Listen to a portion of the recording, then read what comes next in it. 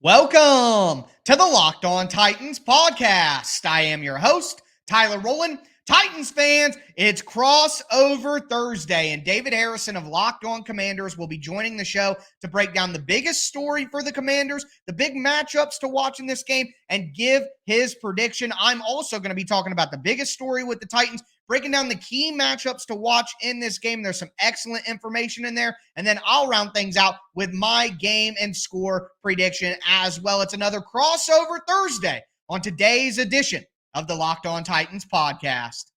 Let's get it. You are Locked On Titans, your daily Tennessee Titans podcast, part of the Locked On Podcast Network, your team every day.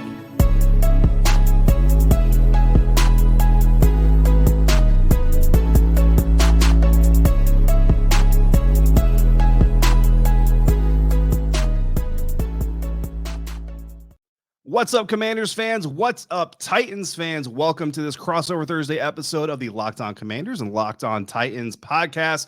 Both shows part of the Locked On Podcast Network, free and available anywhere you download podcasts, and of course on YouTube. We thank you for making us your first listen or your first view every single day. I'm David Harrison, writer for Commander Country, part of Sports Illustrated's Fan Nation, and one of the hosts of the Locked On Commanders podcast. My partner today is Tyler Rowland, host of the Locked On Titans podcast and writer at Titans Wire on USA Today. Find us both on Twitter as well. I'm at DHarrison82 and Tyler is at Tic Tac Titans. Crossover Thursday presented as always by our friends at Prize Picks. Prize Picks is so much fun and it's easy to play. No competing with other players, which is great for me because they always whoop my butt. But it's just me versus the projections. It could be just you versus the projections. Pick 2 to 5 players. If they score more or less than their Prize Picks projection, you can win up to 10 times your money on any entry. It can literally take less than 60 seconds to enter, and it's that easy. We love Prize Picks, and we know you will too. First-time users, you can get a 100% instant deposit match up to $100 with the promo code Locked On. That's prizepicks.com or the Prize Picks app. Use the promo code Locked On. David Harrison, Tyler Rowland coming at you on this one. And listen, before we even get started, Tyler, we were talking before we recorded. Titans fans, you've got a legit hero hosting your show. Tyler shared his story with me, brother. I am blown away by the work ethic, the ingenuity that you put on display in your story path. How we got. I wish we could do a whole episode on it, to be honest with you. If you haven't shared your story with Titans fans, Locked On Titans fans, you need to bug him to share that story because it is amazing. Proud to be doing this episode with you, man. Let's kick it off with biggest stories outside of yours, and let's turn it to the Tennessee Titans. What's going on in Nashville there with the Titans? Well, first and foremost, thank you so much. Definitely do appreciate it. Everyone's got their story. I appreciate mine, and yours was a pretty damn good one as well. And we're going to do our best to give our best to the audience. And with that in mind, diving in, the biggest story in Tennessee is, can this team play a complete game? Right now, the Titans have, if you look at some analytics, the Titans have the best, most efficient, most explosive offense in the NFL in the first half. In the second half, it's a totally different story. I call them the two-faced Titans. They're two different teams. The Titans have been outscored in the second half this year 64-7. 64-7. Now, their performances in the first half and some clutch play from the defense in second halves have allowed them to get to 2-2, but it has not been pretty. It has not been easy. And I think seeing whether or not this team will show up for a second half, knowing that they'll have to going forward. Maybe you can beat the Raiders. You can beat the Colts by only playing one half of football. That's not a sustainable model. So will the Titans play a full football game sometime? I think that's the biggest story heading into this Week 5 matchup. That is a huge topic of conversation. Yeah, I mean, you got to play 4 quarters, right? Any NFL player, Right. Coach, media member, fan is going to tell you got to be able to play 4 quarters if you want to survive in the National Football League, especially in the AFC this year. I mean, it's a murderer's row out there for you guys. And honestly, that plays right into the Commanders' hands because the Commanders have, I mean, they haven't been great really in any phase of the game or at any point in the game consistently, but I would say they're a better second half team than first half team. So I don't know, maybe this is the week where they can get away with a slow start in the first half, come out of the locker room and try to get things going there late in the game. We'll have to see. But the biggest story in Commander land right now, Tyler, is actually the return of a player to practice who actually may not even play this weekend. So Titans fans are going to be like, well, why do we want to hear about this? So I'm going to double down here. Biggest story going on for the Commanders, the return of Brian Robinson Jr., Alabama rookie running back. But it took one preseason game. And granted, Antonio Gibson kind of helped. And for those who don't know, Antonio Gibson led the league last year in fumbles from running backs, fumbles and fumbles lost. So coming into this season was already kind of on thin ice. Second drive of the preseason, Antonio Gibson puts the ball on the ground, gives it away to the Carolina Panthers. They score a touchdown. It's a repeat of what we saw in 2021. Brian Robinson immediately comes in, very first touch of his NFL career ever, 11-yard gain, and it was just on from there. Very quickly became the number one running back. Antonio Gibson became the backup and the kick returner. One day after the Commanders finished their preseason, Brian Robinson gets shot twice in the leg in a botched robbery attempt in Washington, D.C., and he's been on the mend ever since. Back at practice Wednesday, Tyler, I'll tell you right now, the only reason I even bring it up is because he looks good. I mean, I would not be shocked if he comes back this week, but I would also understand if any NFL team would want to ease him into it. Maybe we look at next week or the week after. With that in mind, Carson Wentz is the second biggest story with the Washington Commanders. You talk about those slow starts, I talked about the slow starts versus the Titans. If that's the case, if that's what happens with Tennessee again this week, that's going to play right into Carson Wentz's hands because he and that offense just have not been able to get things going early on in games outside of maybe Jacksonville. And to be honest with you, Jacksonville made a lot of mistakes in that game to help the Commanders as well. Whether it's pass rush getting into Carson, and we'll talk about that here in a little bit, or it's Carson holding on to the ball too long. If you've ever seen Carson Wentz play football, you know what I'm talking about. Or just being inaccurate at times. It seems like the first ball he throws to any given receiver is always overthrown, and then he kind of brings it back down. The problem is if that first pass doesn't come until you've already been sacked twice and you're 2 drives in, that could be extremely detrimental to your offense. So while the defense has been able to do really good things the last couple of weeks that the scoreboard won't necessarily reflect in losses to the Eagles and Cowboys, it's mainly because that offense has not been able to get going, and Carson Wentz has got to be the catalyst that happening against the Titans. Well, Titans fans, from playing against Wentz 2 times last year, they definitely have a good understanding of the double-edged sword that Wentz can be. He can make plays. He can get out of the pocket. He can use his mobility. He does have a live arm, all that. But, yeah, a little bit mind-numbing sometimes to watch him play. The decision-making, the accuracy. It's just so strange to see somebody with so much talent have such issues here and there. But it makes sense that would be the biggest story. And, honestly, if you had to ask me before the year, I would tell you, Carson Wentz's ups and downs were the biggest story for the Colts. They were the biggest story for the Eagles. Now they're the biggest story for the Commanders. He's got all the talent in the world, but I'm not surprised to hear that there are some inconsistencies that he's dealing with. Yeah, he was actually asked today about, or on Wednesday, about facing the Titans twice last year. Mentioned it's the same defense coordinator. He's very familiar with it. The problem is that doesn't always necessarily play into the hands of the Washington Commanders. It's not to drop too many puns here, but basically if Carson Wentz gets too tightened up against the Tennessee Titans, that's kind of the way I've been using it. At practice, he looks loose, he looks fluid. In the locker room, he's laughing, joking with the guys. He looks like a man who's comfortable in his own skin. And then when we get on the field for game day, Tyler, I don't know what it is, but the man is definitely tightened up. And again, I'm not trying to have too many puns in this episode, but it's just the way that it is. But the matchup that he talked about is actually my key matchup for this game. We're going to hear your key matchup for this game as well. And we're going to do that thanks to our friends over at Elias Game Plan. Do you ever wish that before every NFL game, you could get up-to-date and accurate information before placing bets or locking in your fantasy lineup? Well, you can with the Elias Game Plan app, the ultimate sports betting and fantasy companion for the NFL, NBA, and Major League Baseball. They probably would have predicted what Mr. Judge has been doing out there in the Bronx. Whether you're part of a fantasy tournament, placing bets, or just a huge sports fan and stat nerd like I am, Elias Game Plan has everything you need. Elias Game Plan is a sports app from those trusted name in sports stats. You've seen and heard the name before, whether it's ESPN, local radio broadcast, television broadcast, your favorite Locked On podcast. But now you can have all the stats, facts, and team and player updates in the palm of your hand that so many of us out here rely on, all backed by their renowned research team. I love using numbers a lot in my takes, which is why I call myself a sports nerd. And Elias is one of the key sources for me. And with their new chat function, you can talk to them directly, receive the information you need to back your big decisions on betting and fantasy leagues. Take this NFL season to the next level. Download the Elias Game Plan app today. Choose from 3 game plans when you subscribe, weekly, monthly, or annual.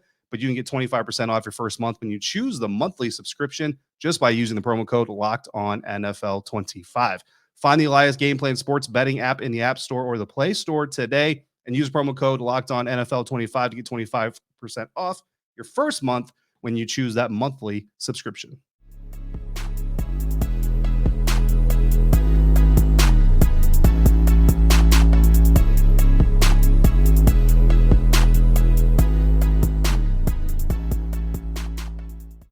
All right, guys, back now for the second segment of this crossover Thursday episode. Locked On Commanders, Locked On Titans. Big matchup for both sides. One of these teams is going to be a little bit happier. One of these teams is going to be a little bit more upset, as will be their fan bases, of course, Tyler. But we got to talk key matchups, the key battles within the battle that are going to determine this game this weekend. Who do you have on the Titans side of things?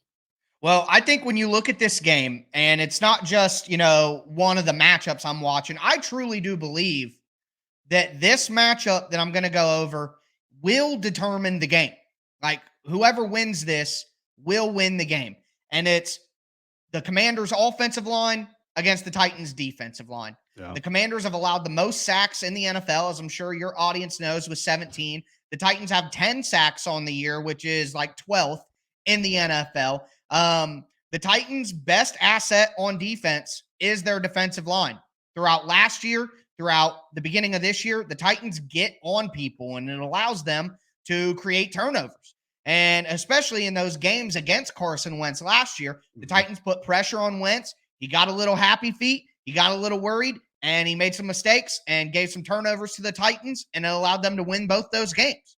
So I think in this game, Washington's offensive line obviously has struggled. The Titans' defensive line has some players on it. Jeffrey Simmons, Danico Autry on the interior rushing. Rashad Weaver is a second-year player who's more of a role player, but he's got 4 sacks already this year. He's a guy who gets to the quarterback. Bud Dupree got injured in Indianapolis. He didn't practice as of Wednesday. I don't know if Bud Dupree will play. If Bud Dupree does play and the Titans have Dupree, Autry, Simmons, and Weaver, I think it's going to be a long day for Carson Wentz. He's going to get in trouble. He's going to get in bad spots, and he's going to give the Titans the ball. But if Bud Dupree doesn't play, that takes the Titans' pass rush down just a little bit in quality. They'll probably have a Mario Edwards out there, DeMarcus Walker, somebody like that, a rotational guy. But I still think with Simmons commanding double teams on the interior, Autry being able to win inside or outside, and then Weaver coming off the edge, if the Titans' defensive line can win against this porous offensive line, then the Titans should be able to force turnovers and win this game. But if the Commanders find a way to slow down the Titans' pass rush at all, it's going to give more than Wentz. It's going to give those pass catchers time to go against a banged-up Titans secondary. And if Wentz has time, his guys in the field are going to win one-on-one. They're going to win matchups, and he's going to have open receivers downfield. So, to me, if the offensive line of the Commanders can give Wentz enough time to hit those guys, the Commanders have a great chance to win. But if the Titans dominate with the pass rush, they're going to win the game. Yeah, it feels like a game that kind of goes back to Jacksonville, right? And for any Titans fans out there who are still like super down on the Jags, it's not meant as an insult. It's the NFL, man. Like, even the worst team has talent. Yeah, absolutely. Well, Jacksonville is far from the worst team this year. So, absolutely. Yeah. Especially on the defensive line. Yep, absolutely. And I think this matchup is key. Like you said, it's absolutely key. But this is kind of the perfect game for the Washington Commanders receiving corps. When you look at Terry McLaurin and what he can do, when you look at Curtis Samuel and the dynamic ability he has, and then rookie Jahan Dotson. The problem is Jahan Dotson tweaked the hamstring against the Dallas Cowboys, and Coach Rivera has already gone on record saying he might miss a week or two.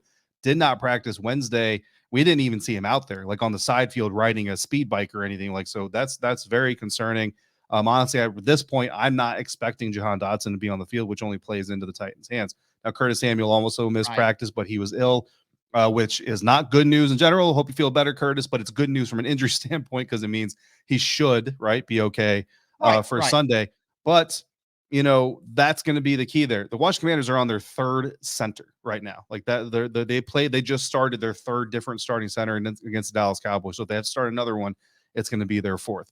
Sam Cosmi, their right tackle, who surprisingly is one of their better graded offensive linemen, offensive players so far this season, had to have surgery on one of his fingers. So that's going to be problematic. Granted, they can wrap it in a club or something like that. At least he shouldn't get called for any holding penalties, right? But that's if he can go out there and play at all, because wound management is going to be key. And it's not just about whether or not he can play. It's about keeping it clean so there's no infection and all that stuff. I mean, this offensive line is just in shambles. The other side, Charles Leno had a non-contact jersey on, nursing an injury himself. So this is the wrong time to be facing a pass rush. And Justin Simmons and Ego Autry, those are the exact two names that came up to Carson Wentz today when he was asked about that Titans pass rush. And you can see the look on his face. It's almost like a yep. I remember those guys. That's going to be one heck of a matchup for sure. And this team needs a win in the worst way. So we'll see how that impacts it and whether or not Carson gets those happy feet again or does what he's honestly been doing mostly this season, which actually is getting he gets too clutchy. He holds on to the ball too much, and sometimes it leads to late throws and intentional grounding penalties. So from my side, outside of that, because there's a saying in football: if you're good in the trenches, it's hard to be a bad football team. But if you're bad in the trenches, it's hard to be a good football team. So 100%, if the Titans win the trenches against the Commanders, it's going to be very difficult for the Commanders to overcome that. On the defensive side of things, again, if you look at the scoreboards and just look at the stats, you probably think, well, the Commanders' defense has been just as bad as the offense, but it actually hasn't. It's actually been really, really good the last couple of weeks. The problem is the offense is on and off the field so quickly that they don't get any time to get a blow. They don't get to have any time. And any football fan for any amount of time knows eventually every defense is going to crack under those conditions. Well, honestly, that kind of leads me into more of a question before I get into my matchup on that side of the ball. What is the Commanders secondary looking like with, William Jackson III, Kendall Fuller? I know Cameron Curl has been pretty solid throughout the year. I think Derek Forrest has been out there quite a bit. What's their secondary looking like right now before I give my final matchup? Yeah, it's kind of a flip from the norm, right? Typically, you think the veterans are going to be your stabilizers, your young guys are going to be your problem areas. But I'll tell you, second-year quarterback Benjamin St-Juste, young safety, not Derek Forrest, but Cam Curl, Derek Forrest, a second-year player as well. They've actually been some of the better parts of this secondary. Bobby McCain is kind of that guy in the middle. Like, he's not really been bad or good. But Kendall Fuller has been getting picked on the last couple of weeks. William Jackson III has been getting picked on a little bit. Teams are not afraid of these veterans, and meanwhile the younger players are actually making some plays, and that's how some fans wanting to see the younger players in more prominent roles. But then guys like me sit back and say, well, moving the young guys up doesn't necessarily mean they're still going to play as well. Now you might be compromising two different areas versus just one area that you're already having problems with. But Kendall Fuller, honestly, Tyler, like, we've seen him get out physicaled by a guy that he shouldn't be getting out physicaled against in Devontae Smith, and we've seen him get burned by a guy that he shouldn't get burned against in Noah Brown. Both of those things are huge concerns, and I'm wondering how much the Titans are planning on taking advantage of that. Well, I got to be honest with you. That's one of my huge areas of concern because I don't think the Titans can take advantage of it. And that's what's concerning to me is if Bud Dupree doesn't play, can the Titans adequately take advantage of that poor offensive line? With the wide receiver group, Treylon Burks, the Titans rookie wide receiver, the most explosive weapon that they have on offense outside of course, Derrick Henry, who somehow this is his first mention in the podcast, but Treylon Burks is not going to play with turf toe.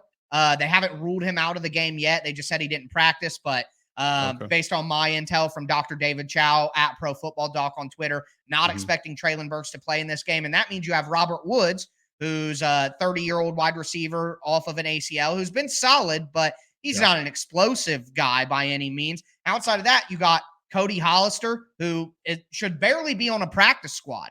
It may be more likely that he should be selling cars right now than him being on an NFL roster.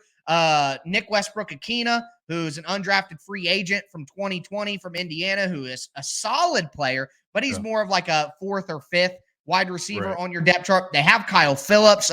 Think about every white slot wide receiver you've ever seen in your life. That's what Kyle Phillips is, but he's been banged up the last few weeks and wearing a non-contact jersey in practice. So I just don't think that without Burks out there, the Titans have the explosiveness in the pass catcher department to take advantage of the ills of the secondary for the Commanders. And that's why it leads me to believe this is going to be a much closer football game than maybe some people think it might. Yeah, absolutely. Commanders fans will be happy to hear about that. Yeah, you talk about King Henry.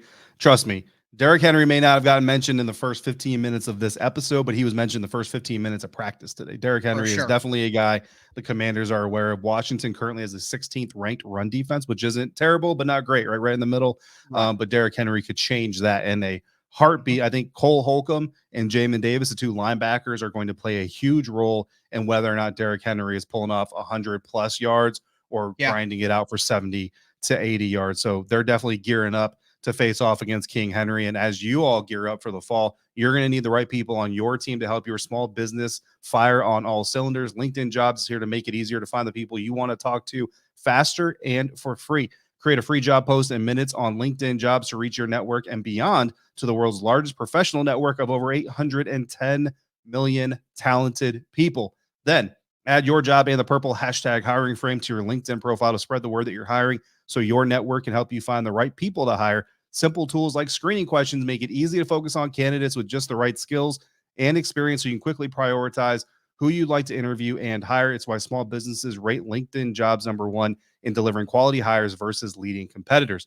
LinkedIn Jobs helps you find the candidates you want to talk to faster. And did you know nearly 40 million job seekers visit LinkedIn all the time? Post your job for free at linkedin.com/lockedonnfl. That's linkedin.com/lockedonnfl to post your job for free. Terms and conditions apply.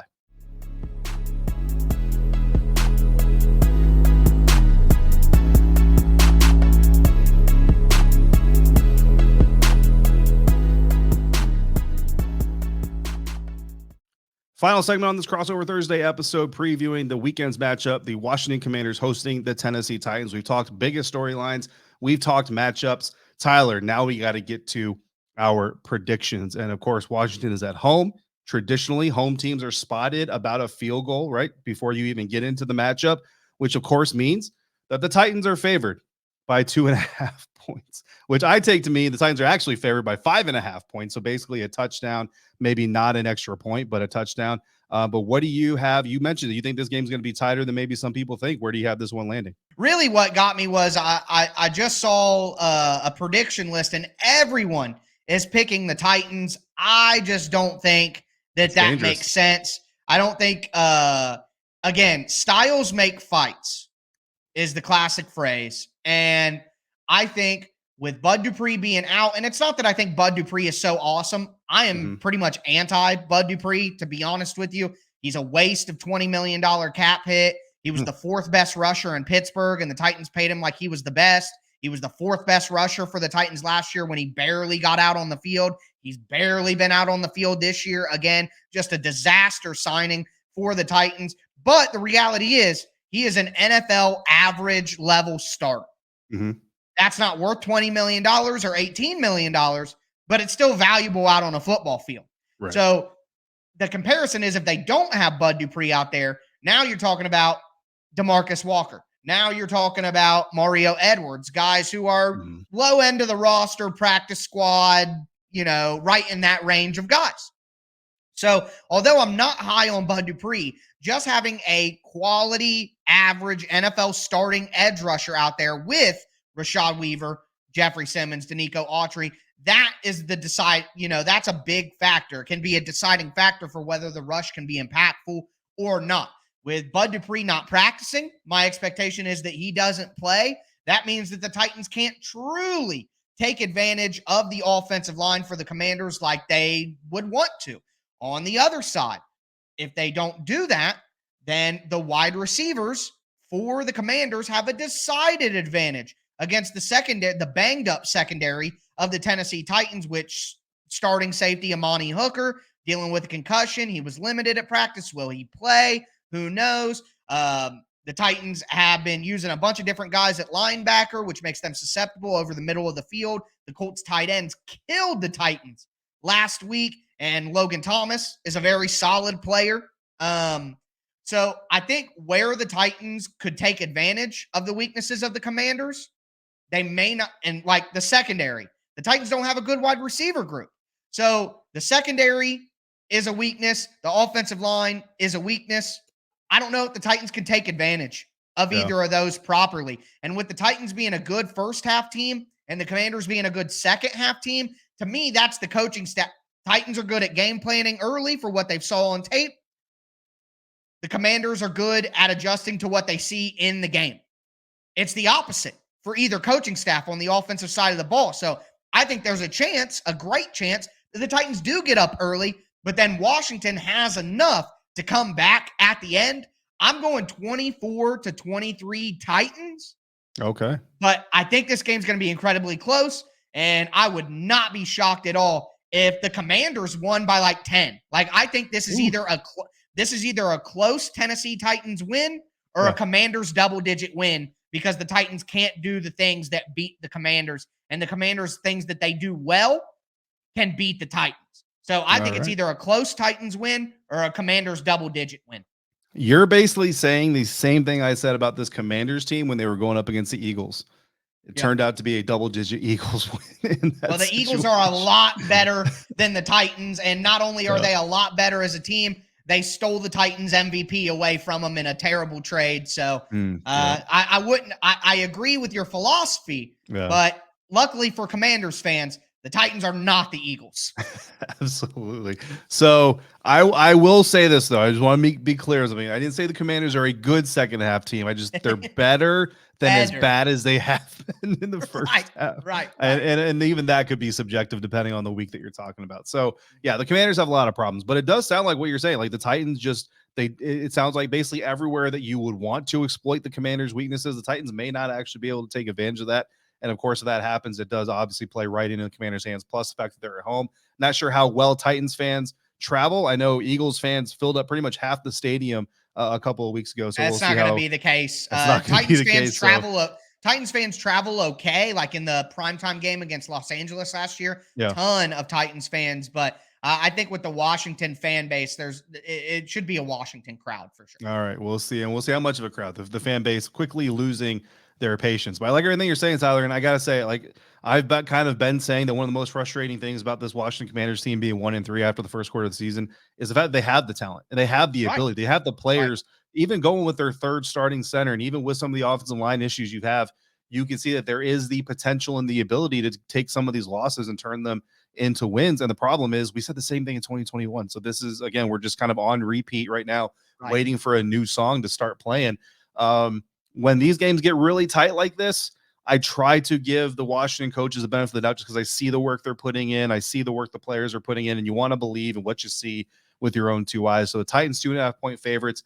I also have the Titans scoring 24 points, but I have the Commanders scoring 27 points. So I have a 3-point win for the Washington Commanders. Either way, if you agree with me and you agree with most of what Tyler is saying, you want to take the Commanders against the spread because they're probably going to cover. But at the same time, both fan bases I think would say, but this is a game that this team is going to lose because of whatever weird way they come up to do it with. But Tyler, recapping today's crossover episode, the biggest story coming out of Washington: Brian Robinson Jr. returning to practice, may not return to the game field. So again, outside of that, Carson Wentz and how he rebounds from yet another poor performance here in the season. The key matchup for me for the defense is stopping King Henry, but also taking out there and exploiting some of the weaknesses the Tennessee Titans have by using their quick receiving game. Yeah, and then, obviously the biggest story for the Titans is the two-faced Titans. They're the best team in the NFL in the first half, the worst team in the NFL in the second half. Will they ever play a complete game? Because if they do, the Titans could be just as good as they were last year at times if they can play a complete game. But who knows if they will do that matchup-wise. It's all about that Titans pass rush and defensive line against the banged-up offensive line of the Commanders. If the Titans can dominate that matchup, they will win the game. But if they don't dominate that matchup, it'll allow Washington to dominate the other matchup that I'm concerned about, which is the Commanders' wide receiver group and pass catching group, including Logan Thomas, against the Titans' banged up linebackers and secondary. That's an area that Washington could definitely take advantage of the Titans, but they're going to need time to give to Carson Wentz so that he can do so. So those matchups are kind of tied together, but they're definitely the two ones that I'll be watching for on Sunday. I have the Titans winning the game 24-23. Your prediction again, David? I've got the Commanders 27-24, and that's going to put a bow on this week's crossover episode. We thank you guys again for making us your first listener, your first view if you're watching on YouTube every single day. Now make Locked On Fantasy Football Podcast your second listen. Find the intellectual fantasy expert, Vinny Iyer, who brings over 20 years of NFL expertise and a unique angle to give you the moves that no one else has, especially if you're like me and you just lost Javonte Williams for the entire season. You need some help. Get ready for your fantasy week with Locked On Fantasy Football. Come back tomorrow. Chris Russell and I are going to wrap up the week on Locked On Commanders. Tyler, you're going to wrap up the week on Locked On Titans, and we'll give you our final thoughts on this weekend's preview. Until then, if you're out and about, please be safe, be kind to one another, enjoy the game. Commanders fans and Titans fans. And thank you for joining us on this Crossover Thursday on the Locked On Podcast Network, your team every day.